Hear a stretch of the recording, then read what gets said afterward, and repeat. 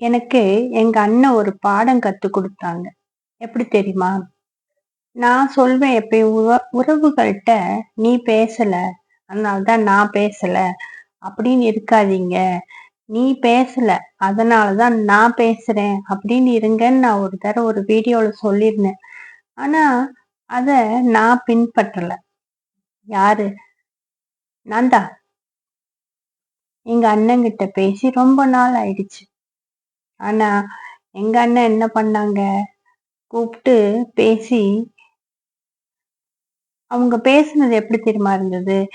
எனக்கு செருப்புல அடிச்ச மாரி இருந்தது. "நீ பேசல தானே? நான் பேசுறேன்" அப்படின்னு எங்க அண்ணன் பேசுனது எனக்கு மிகப்பெரிய ஒரு புத்திய குடுத்தது. உறவுகள்ட்ட நம்ம இப்படிதான் இருக்கணுங்கிறத எங்க அண்ணன் எனக்கு சொல்லிக் குடுத்துட்டாங்க. உங்ககிட்டயும் நான் சொல்றேன். நீங்க அப்படி இருங்க.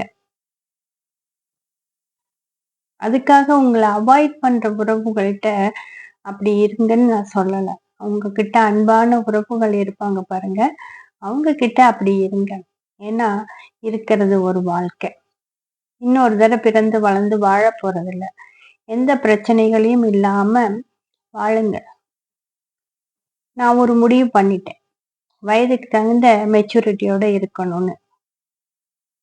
மன்னிக்கிறவங்கள மன்னிச்சிரணும். மன்னிப்பு கேட்க வேண்டியவங்கள்ட்ட போய் மன்னிப்பு கேட்டுறணும். என்கிட்ட இருக்கிறத மத்தவங்கள்ட்ட ஷேர் பண்ணிக்கணும்.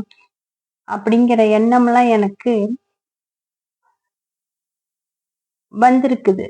அதனால நான் இனிமேலு இப்போ உங்களுக்கு சொன்ன மாதிரி நடந்துக்க போறேன். நீங்க எப்படி நடந்துக்கிறீங்கன்னு எனக்கு சொல்லுங்க.